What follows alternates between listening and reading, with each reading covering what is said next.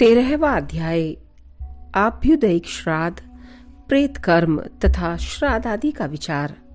और बोले, पुत्र के उत्पन्न होने पर पिता को सचेल वस्त्रों सहित स्नान कराना चाहिए। उसके पश्चात जात कर्म संस्कार और आभ्युदयिक श्राद्ध करनी चाहिए। फिर तन्मय भाव से अनन्य चित्त होकर देवता और पितृगण के लिए क्रमशः दाईं और बाईं ओर बिठाकर दो दो ब्राह्मणों का पूजन करें और उन्हें भोजन कराएं। हे राजन, पूर्व अथवा उत्तर की ओर मुख करके दधी, अक्षत और बद्री फल से बने हुए पिंडों को देव तीर्थ या प्रजापति तीर्थ से दान करें। हे पृथ्वीनाथ, इस आभ्युदयिक श्राद्ध से नांदी मुख नामक पितृगण प्रसन्न होते हैं। अतः सब प्रकार की अभिवृद्धि के समय पुरुषों को इसका अनुष्ठान करना चाहिए। कन्या और पुत्र के विवाह में, गृह प्रवेश में, बालकों के नामकरण तथा चूड़ा कर्म आदि संस्कारों में, सीमंतोन्नयन संस्कार में और पुत्र आदि के मुख देखने के समय गृहस्थ पुरुष एकाग्रचित से नांदी मुख नामक पितृगण का पूजन करें। हे पृथ्वीपाल, आभ्युदयिक श्राद्ध में पितृ पूजा का यह सनातन क्रम तुमको सुनाया। अब प्रेत क्रिया की विधि सुनो। बंधु बांधवों को चाहिए कि भली प्रकार स्नान कराने के अनंतर पुष्पमालाओं से विभूषित शव का गांव के बाहर दाह करें और फिर जलाशय में वस्त्र सहित स्नान कर दक्षिण मुख होकर यत्र तत्र स्थितायेत दमुकाय आदि वाक्य का उच्चारण करते हुए जलांजलिते। तदंतर गोधूली के समय तारामंडल के दिखने लगने पर ग्राम में प्रवेश करें और कटकर्म अशौच कृत्य संपन्न करके पृथ्वी पर तृण आदि की शैया पर शयन करें। हे पृथ्वीपते, मृत पुरुष के लिए नित्य प्रति पृथ्वी पर पिंडदान करना चाहिए। और हे पुरुष श्रेष्ठ, केवल दिन के समय मांसहीन भात खाना चाहिए। अशौच काल में यदि ब्राह्मणों की इच्छा हो तो उन्हें भोजन कराना चाहिए, क्योंकि उस समय ब्राह्मण और बंधु वर्ग के भोजन करने से मृत जीव की तृप्ति होती है। अशौच के पहले तीसरे, सातवें अथवा 9वें दिन वस्त्र त्याग कर और बहिर्देश में स्नान करके तिलोदक दे। हे नृप, अशौच के चौथे दिन अस्थि चयन करना चाहिए। इसके अनंतर अपने सैपिंड बंधुजनों का अंग स्पर्श किया जा सकता है। हे राजन, उस समय से समानोदक पुरुष चंदन और पुष्प धारण आदि क्रियाओं के सिवा पंचयज्ञ आदि और सब कर्म कर सकते हैं। भस्म और अस्थि चयन के अनंतर सैपिंड पुरुषों द्वारा शय्या और आसन का उपयोग तो किया जा सकता है, किंतु स्त्री संसर्ग नहीं किया जा सकता। बालक, देशांतर स्थित व्यक्ति, पतित और तपस्वी के मरने पर तथा जल, अग्नि और उद्दंधन, फांसी लगाने आदि द्वारा आत्मघात करने पर शीघ्र ही अशौच की निवृत्ति हो जाती है। मृतक के कुटुंब का अन्न 10 दिन तक न खाना चाहिए तथा अशौच काल में दान, परिग्रह, होम और स्वाध्याय आदि कर्म भी न करने चाहिए। यह 10 दिन का शौच ब्राह्मण का है, क्षत्रिय का शौच 12 दिन और वैश्य का 15 दिन रहता है तथा शूद्र की अशौच शुद्धि 1 मास में होती है।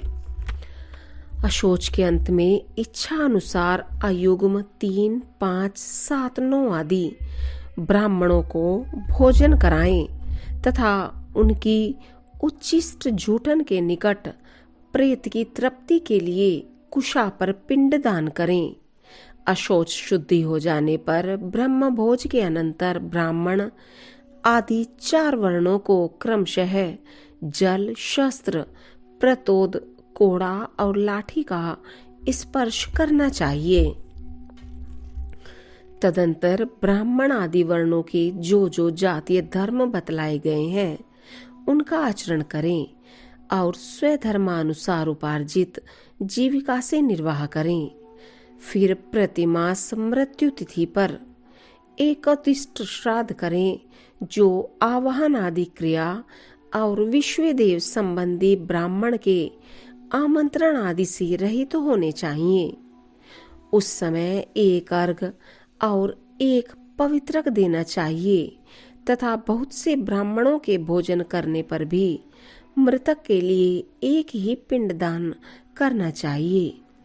तदंतर यजमान के अभिरम्यताम कहने पर ब्राह्मण गण अभिरतः स्मः ऐसा कहें और फिर पिंडदान समाप्त होने पर अमुकस्य अक्षयमिद मुपतिष्ठताम इस वाक्य का उच्चारण करें। इस प्रकार 1 वर्ष तक प्रतिमास एकोदिष्ट कर्म करने का विधान है। हे राजेंद्र, वर्ष के समाप्त होने पर सपिंडीकरण करें, उसकी विधि सुनो।